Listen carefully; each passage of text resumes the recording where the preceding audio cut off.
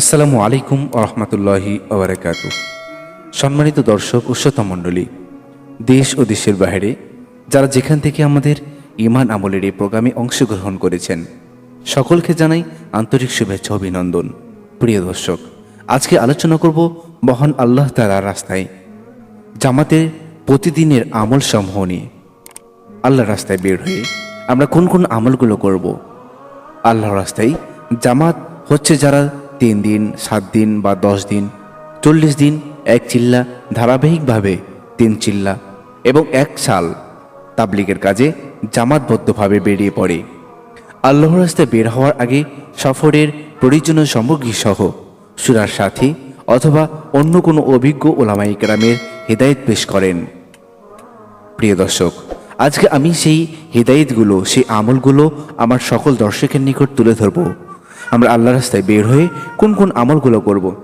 ওলামায়ে কেরামদের পক্ষ থেকে আল্লাহর রাস্তায় বের হওয়ার আগে তাশকিলের মাধ্যমে যে সকল সাথীরা জমায়েত হয় এবং তাদের জন্য ফয়সালা হয় 1 চিল্লা, 3 দিন, 7 দিন অথবা 1 সালের জন্য।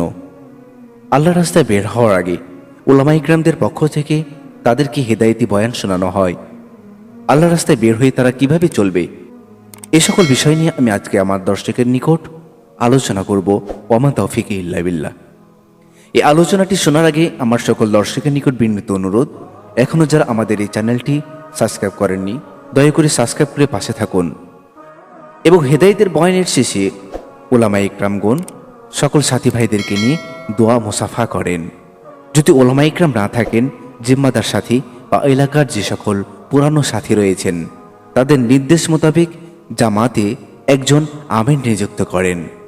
যখন আমরা আল্লাহ রাস্তায় চলে যাব, কোন মসজিদে যাওয়ার আগে মাসনুন দোয়া পড়ে বের হব এবং জিকিরের সাথে মসজিদে প্রবেশ করবে।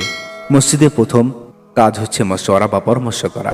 পরামর্শের ক্ষেত্রে এর ফজিলত, উদ্দেশ্য, আদব, পদ্ধতি বিশেষভাবে খেয়াল রাখতে হয়।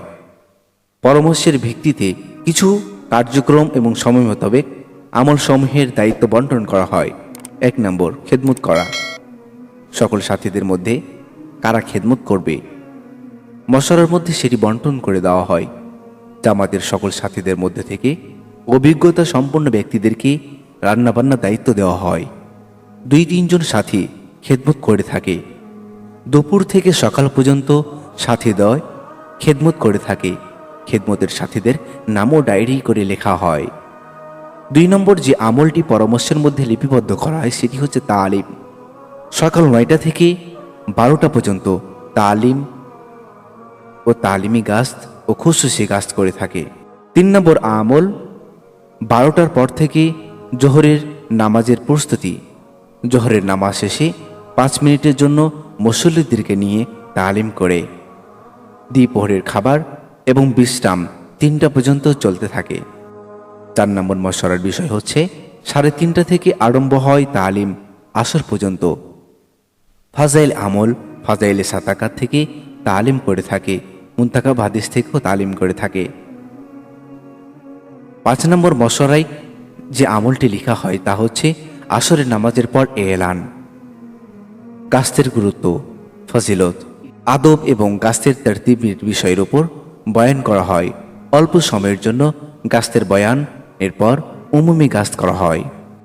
6 নম্বর মশওয়ারায় যে বিষয়টি পেশ করা হয় সেটি হচ্ছে মাগরিবের নামাজের পর বয়ানের এলান একজন দিবে এবং এলানের পর ঘোষণা করে দেওয়া হয়, ইনশাআল্লাহ বাকি নামাজ পর ইমান এবং আমল সম্পর্কে গুরুত্বপূর্ণ আলোচনা করা হবে। আমরা সবাই বসি, বহুত ফায়দা হবে। এরপর 6 উসুলের উপর মশওয়ারায় যার জন্য ধার্য করা হবে আমল, মাগরিবের পর বয়ান, তিনি বয়ান করবেন 6 উসুলের উপর, অন্য কোনো কথা না বলা। বয়ানের পর তাশকিল বা আল্লাহর রাস্তায় যাওয়ার জন্য সময় চাওয়া হয়। সকল সাথীদের নাম লেখানোর চেষ্টা করা।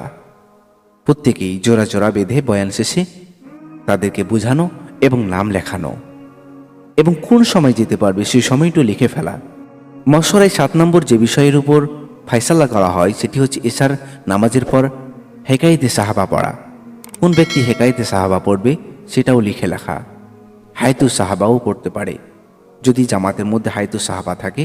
যদি না থাকে তাহলে হেকায়েতে সাহাবা ফাজিল আমলের শেষ থেকে পড়ে ফেলা, সাহাবীদের জীবনী থেকে কিছু ঘটনা শোনানো এবং নামাজের পর খাওয়ার দাওয়ার আগে বিশেষভাবে পারস্পরিকভাবে কিছু মুজাকারা করা, যেমন মসজিদের আদব সম্পর্কে, তাহারাত সম্পর্কে, পানাহার, নিদ্রা, তালিম, ব্যক্তিগত আমল, গাস্তের পদ্ধতি, খেদমত, দাওয়াত, তাবলিগ এই সকল বিষয় নিয়ে সাথীদেরকে নিয়ে খাওয়ার দাওয়ার শুরুর আগে মুজাকরা করে নেওয়া। 8 নম্বর যে বিষয়টি সেটি হচ্ছে খাওয়া দাওয়া শেষ করে ঘুমানোর বিষয়ের আমল লিপিবদ্ধ করা। রাতের খাবারের পর ব্যক্তিগত মামলাত সম্পূর্ণ করে প্রত্যেক সাথী নিজের ব্যাপারে মুহাসাবা ও আমলের হিসাব নিকাশ করা। এটি জিম্মাদার সাহেবও করতে পারেন অথবা কোন একজনকে দায়িত্ব দিতে পারেন যার কাছে সারাদিনের আমলের হিসাব দেওয়া হবে এবং তিনি সকলকে মুহাসাবা নেবেন। আপনি কতজন সাথী ভাইকে দাওয়াত দিয়েছেন, কতজন সাথী ভাইকে আল্লাহর রাস্তায় দাওয়াত দিয়েছেন, এভাবে প্রত্যেক জনকে কাছ থেকে তার দায়িত্ব এবং আমলের হিসাব নেওয়া, যাতে করে পরের দিন তার সে আমলের যে সকল ঘাটতিগুলো হয়েছে সেই ঘাটতিগুলো পূরণ করে পরবর্তীতে সে দাওয়াতের কাজ আরও বেশি করতে পারে। এবং রাত্রবেলা ঘুমানোর সময় তাহাজ্জুদ পড়ার নিয়াতে রাত্রে কিছু অংশ বিশ্রাম নেওয়া। এবং 10 নম্বর যে আমলটি লিখতে হবে সেটি হচ্ছে ফজরের নামাজের পর বয়ান। একজন সাথী ভাইকে নিযুক্ত করা, যে ভাই ফজরের নামাজের পর, যাক সে পুরাতন হতে পারে অথবা নতুন সাথী হতে পারে, 6 সিফাতের উপর বয়ান করবে এবং ফজরের নামাজের বয়ানের পর সাথীদেরকে নিয়ে, এলাকার সাথীদেরকে নিয়ে কিছু খুশুসি কাজ করা। আল্লাহ তাআলা আমাদেরকে উলামা ইকরামদের পক্ষ থেকে এই রায়তের উপর চলার তৌফিক দান করুন এবং আল্লাহর রাস্তায় বের হয়ে এই আমলগুলো পাবন্দির সাথে করার তৌফিক দান করুন। ওয়া মা তাওফীকি ইল্লা বিল্লাহ।